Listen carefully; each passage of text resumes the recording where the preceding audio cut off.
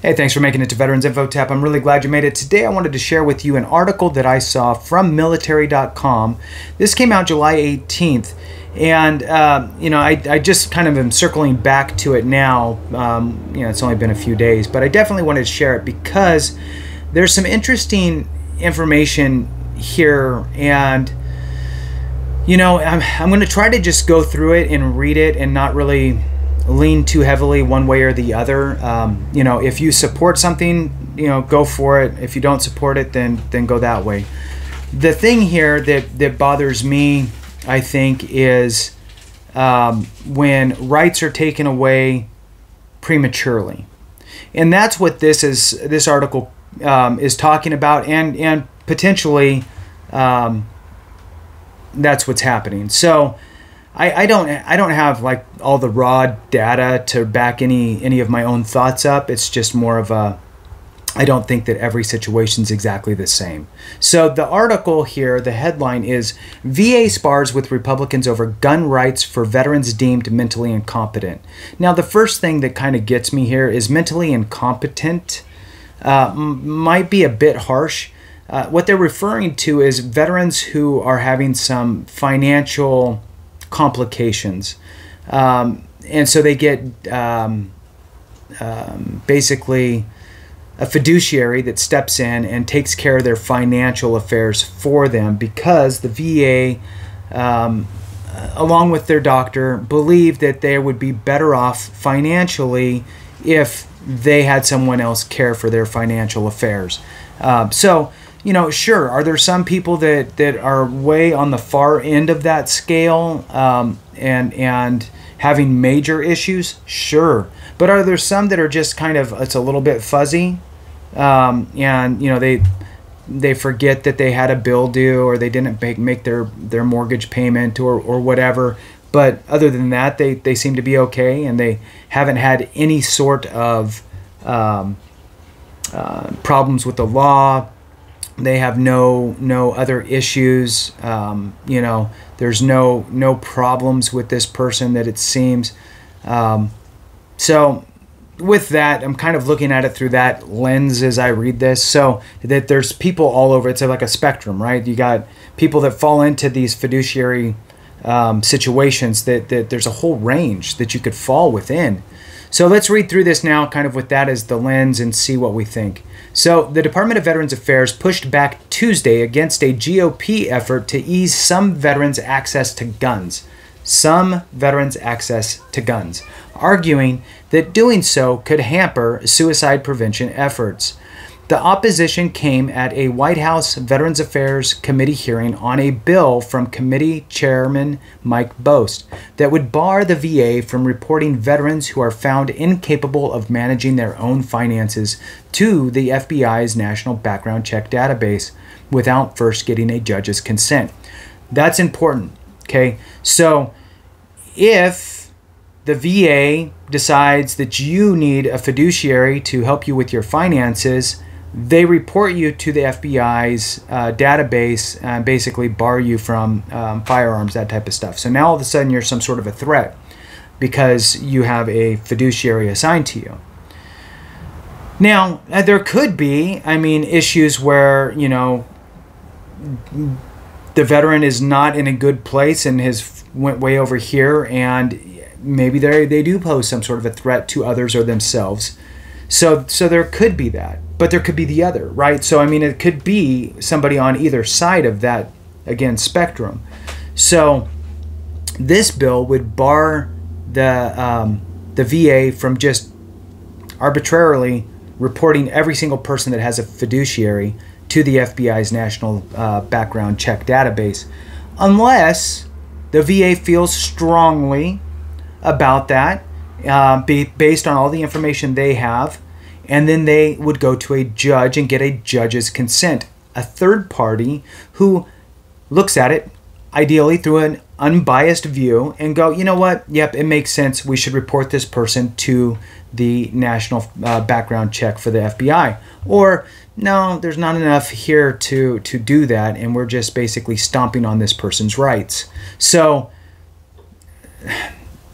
we we have rights. So, it's a slippery slope. You can't just be waving things all around. So let's go a little further here. Bost, who has identified the bill as one of his top priorities as chairman, and other Republicans argued the legislation is a matter of ensuring veterans receive due process before their rights to own a gun are restricted.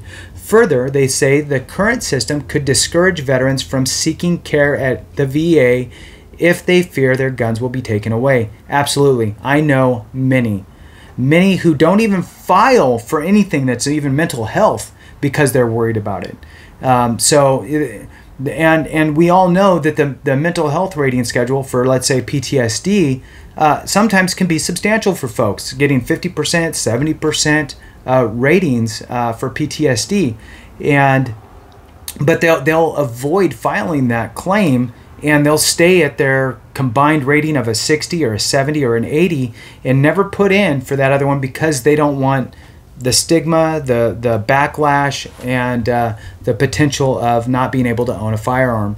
So there is that. So in order to get them to be able to seek care, there has to be some sort of, to take away those fears of filing the claim. I get it. That makes sense to me.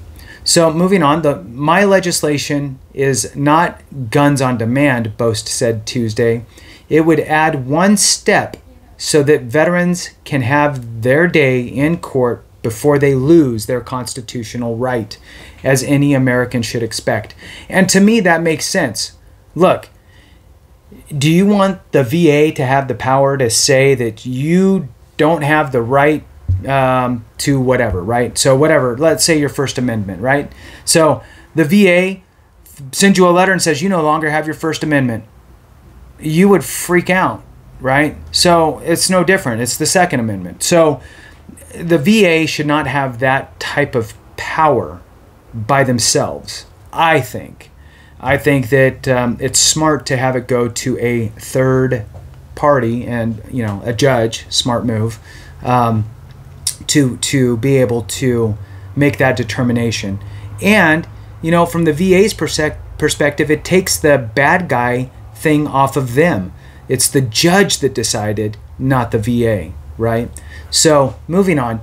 But at Tuesday's hearing, VA officials argued against the bill by pointing to statistics showing correlations between suicidal ideation and financial issues, and that show suicide attempts involving firearms are more lethal than other methods. The program at issue protects some of the most vulnerable veterans, and we do believe that taking firearms away, not us, but the process, does protect our veterans, testified Ron Burke, the VA's Deputy Undersecretary for Oversight and Policy. Preventing veteran suicide is the #1 clinical focus for VA, and we believe that the process works. Still, pressed repeatedly on whether the VA has empirical evidence that reporting veterans to the background check system has reduced suicide rates, Burke had no answer. And I would say that the majority of veterans who have the fiduciaries are on the aged side of the house as well. So I don't know if that plays any correlation as far as age is concerned. So since 1998, under the interpretation of a gun control legislation known as the Brady Law, the VA has reported the names of veterans appointed fiduciaries to the FBI's National Instant Criminal Background Check System, or NICS, which is the system used to determine whether someone is legally prohibited from buying a gun. Let's read that again. Since 1998, under its interpretation of gun control legislation known as the Brady Law, the VA has reported the names of veterans appointed fiduciaries to the FBI's National Instant Criminal Background Check System, or NICS, which is the system used to determine whether someone is legally prohibited from buying a gun. The VA will appoint a fiduciary to manage a veteran's financial affairs after determining a beneficiary is mentally incompetent under VA regulations. About 109,000 veterans or spouses are assigned those financial managers right now. Burke said. In 2016, amid GOP efforts to end the practice of VA reporting names to NICS, Congress passed a law aimed at giving veterans more resources by requiring the department to notify beneficiaries before making determination and giving the veteran an opportunity to contest the decision. Under Bost's bill, dubbed the Veterans Second Amendment Protection Act, the VA would not be able to report someone to NICS solely on the basis that they were appointed a fiduciary without a judge's order saying the veteran is in danger to themselves and others. A version of the bill was previously approved by the House when it was last under GOP control in 2018, but was never considered by the Senate. If passed by the House this year, it would likely stall again in the Democratic-controlled upper chamber. At Tuesday's hearing, Burke repeatedly stressed that the decision to appoint a fiduciary is made based on the medical evidence that is clear, convincing, and leaves no doubt as to the person's inability to manage their affairs. Of the total veterans appointed a fiduciary in 2022, just 33 sought to have their determination of mental incompetence reversed. Burke said of those 33, just 12 were determined to be competent based on new evidence. Under GOP questioning, Burke also acknowledged that not everyone who cannot manage their financial affairs is a danger to themselves or others, but maintained that the department is following current law in reporting names to NICS. He also stressed that mental health diagnosis does not automatically lead to a finding of incompetence. Republicans on the committee fumed at the department's position. The Veterans Administration does not have the authority to remove constitutional rights. The Veterans Administration does not have the authority to remove constitutional rights. Now or ever, Representative Derek Van Orden, a retired Navy SEAL, said while raising his voice. Bost's bill has received backing from some veteran groups, including the Veterans of Foreign Wars, which also testified Tuesday. VA's practice of referring all veterans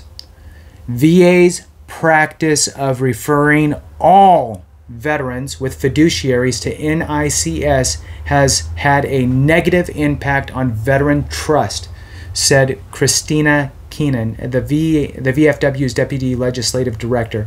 Our members regularly tell us that they refuse to seek VA mental health care because they fear their firearms will be taken away. This has created a significant stigma around mental health and has created barriers to care. Agreed. So, tell me what you think. Put it in the comments below. I really appreciate it. I know this was a little bit long, but it's very important. So, please share your comments, hit the like, subscribe, share with a friend, all that good stuff. And remember, if we don't take care of each other, something went wrong.